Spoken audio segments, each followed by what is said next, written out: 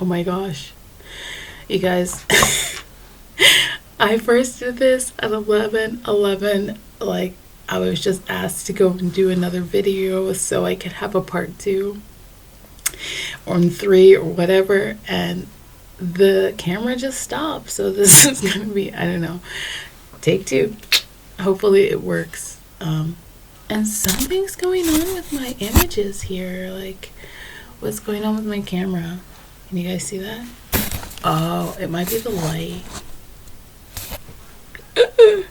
Yeah, okay. Well, I hope that's kind of legible, visible.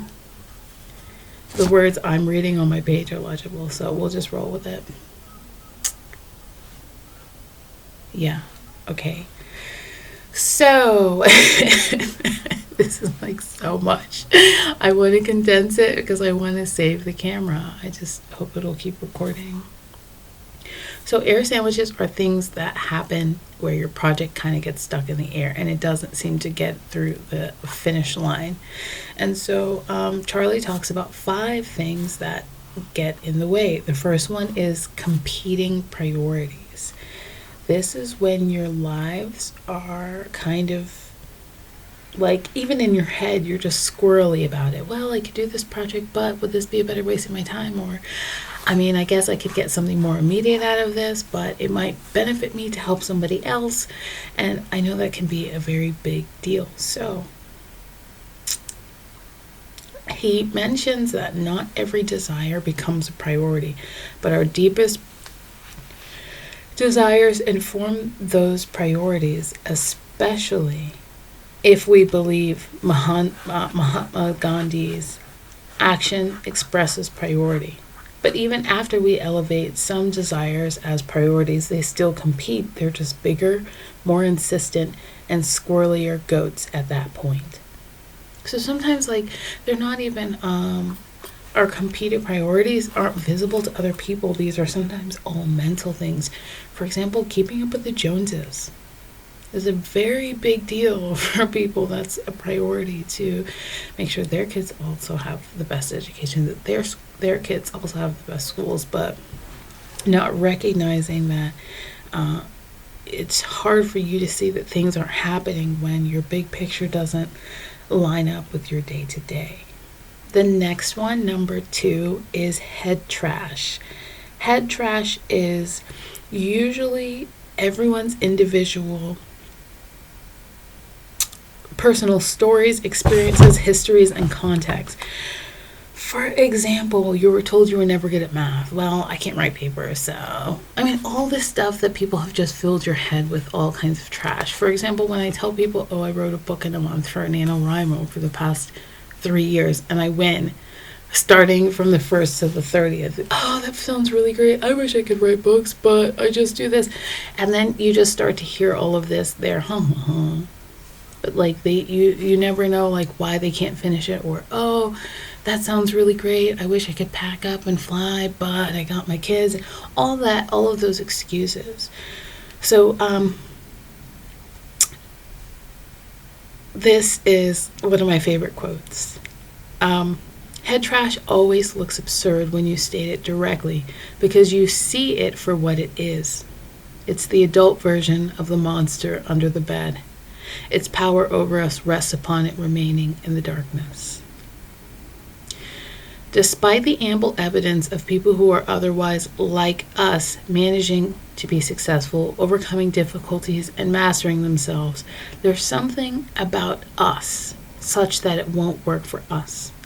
We end up filling our own prophecy that we're uniquely defective because other people like us have it figured out and we haven't. That is so important. Like, working with a lot of other people, that's been like a major concern and a sad belief. So the third is that there is no real realistic plan. No realistic plan is a loaded challenge, with all 3 words being incredibly important. Some people have a plan, but it's not realistic. Others don't have a plan because they don't think it's important, or they're not the planning type. That's me. I used to be type A personality and then like was very like 8.5 a B personality. So this helps to restructure your vision and your goals, and we'll get to that moving forward. The next is sometimes the fourth is that you have too few resources. So some people think like, oh, if I don't have enough money, I mean, if I had enough, I'd be able to do this, this, or this. I mean, hopefully we're out of that scarcity mindset. And if you've been following me for a while, we're all aware that like living testimony that is real. Anything can happen, even for what other people consider limited resources. So if it's going to Asia on a one-way ticket with like $1,500 and just see what happens, and that's it. There's no such thing as too few resources.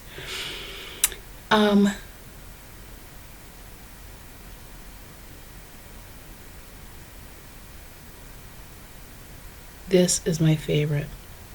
President Theodore Roosevelt's do what you can with what you've got where you are. We can have whatever we want. Okay. The final one, the fifth one of the air sandwich. The doubts and all the stuff can start creeping in, but we can talk about how to avoid that. Sometimes you don't have the right team.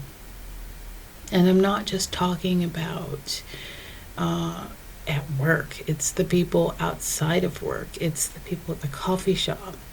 Maybe you're allowing yourself to get cut off because you're not like opening up yourself to how people can help. So it's not so much the team that's he's distinguishing your team from the mere people around you. And a lot of people around you aren't relevant to you doing your best work.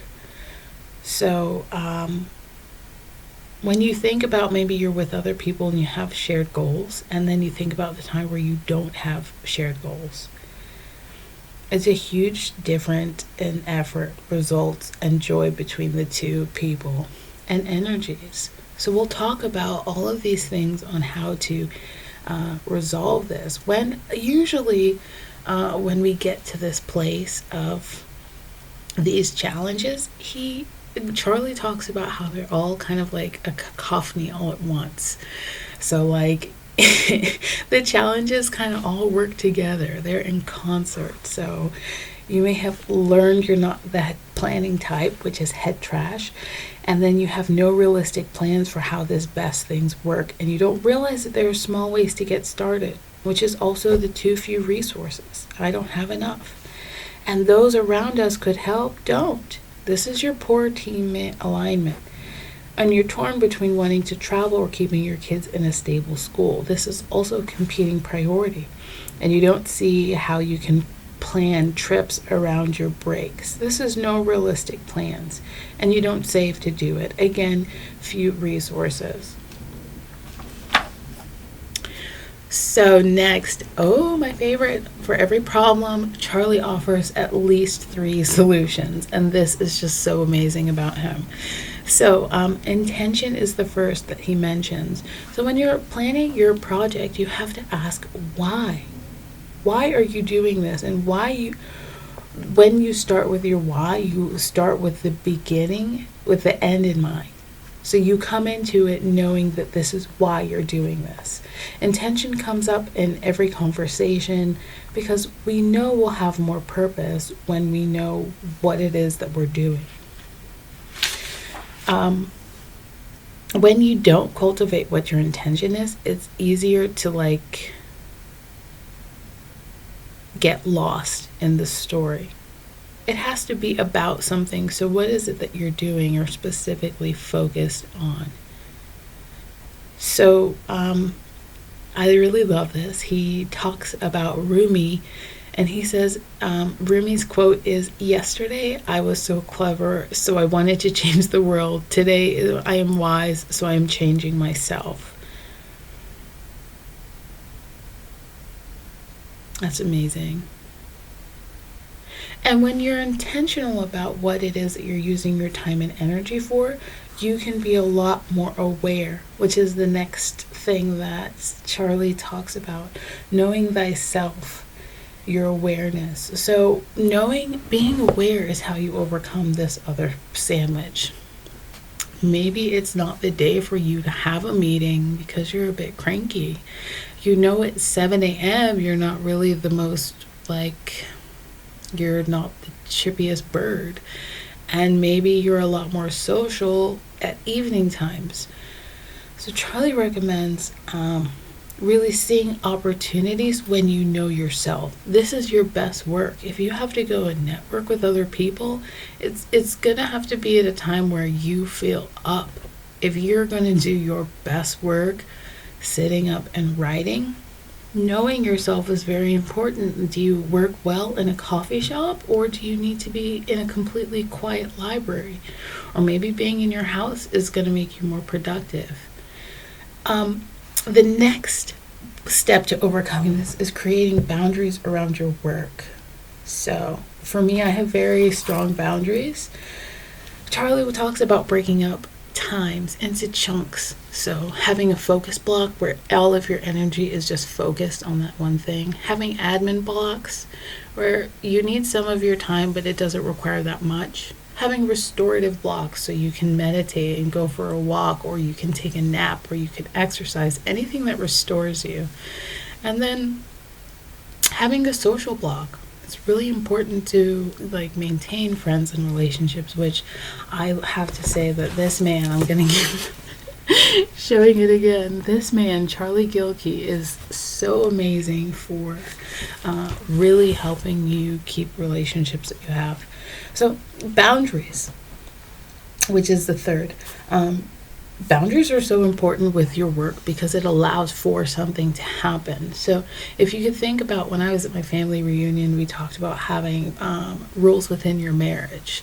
And so could you imagine what that would be like if you did not have rules in your marriage? What would that be like? Following the rules is not so bad. And neither is having boundaries around your work. There's positive boundaries that allow for something to happen. So maybe your boundary is telling the truth, or your boundary is I'm working and I have to block myself off from social media and from text messages or from cell phone calls. These are positive boundaries so you can allow for your work and your best work to happen. Now, negative boundaries are also that, you're keeping something against. But in working with the fact that you're moving forward, it's always it's always great to have a positive boundary. So yeah, I really like that. If you can think of ways that you can create positive boundaries around your project, I would, or projects, and again, we're working with 5, no more than, then list some of those ways that you can have for something. Social boundaries are also positive and negative. So,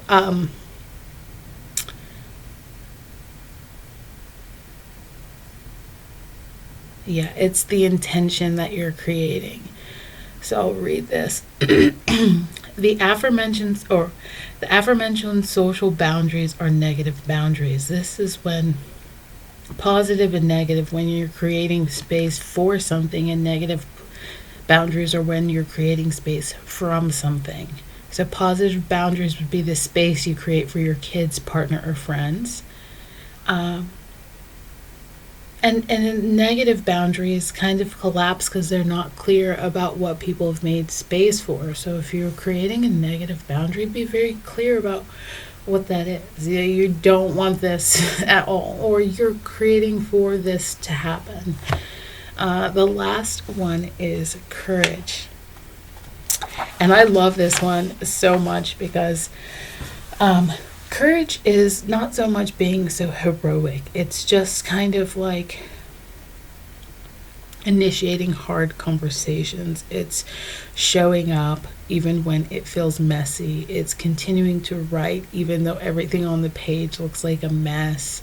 It's getting up and going to your writing group. It's getting to the gym when you're still tired.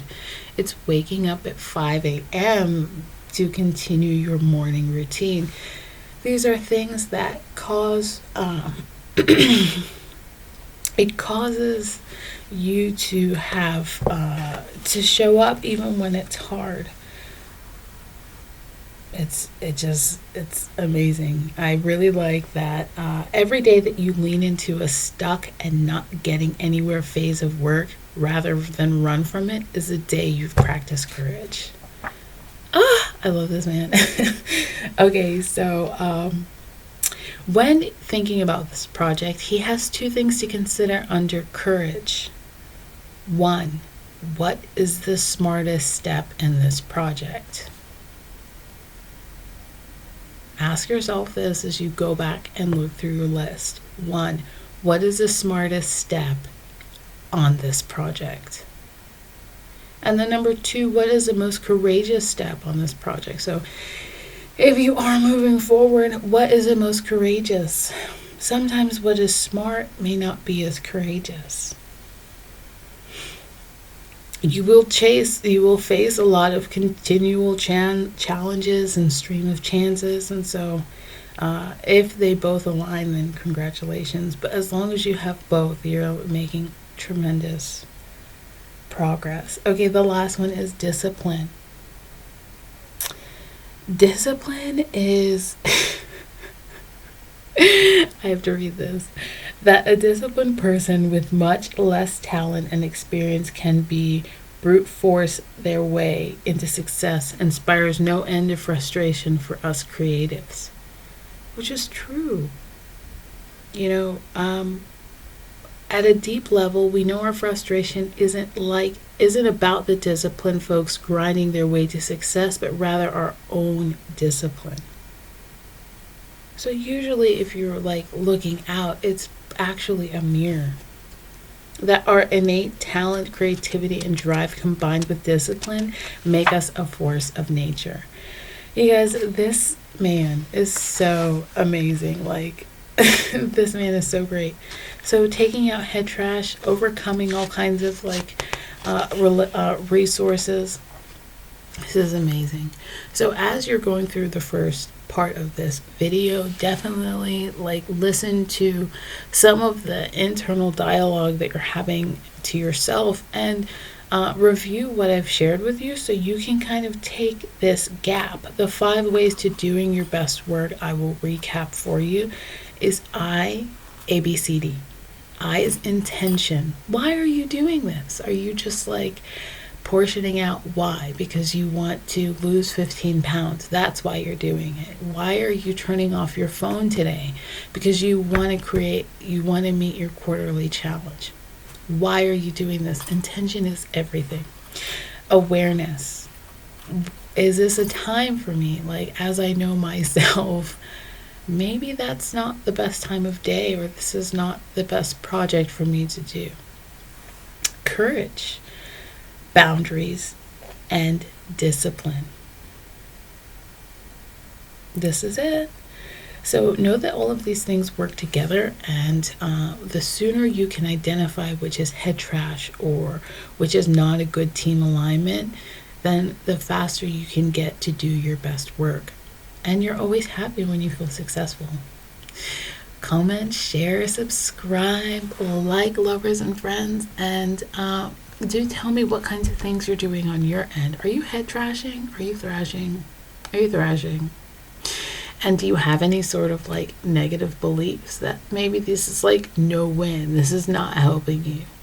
Then feel free to also share. All right, bye.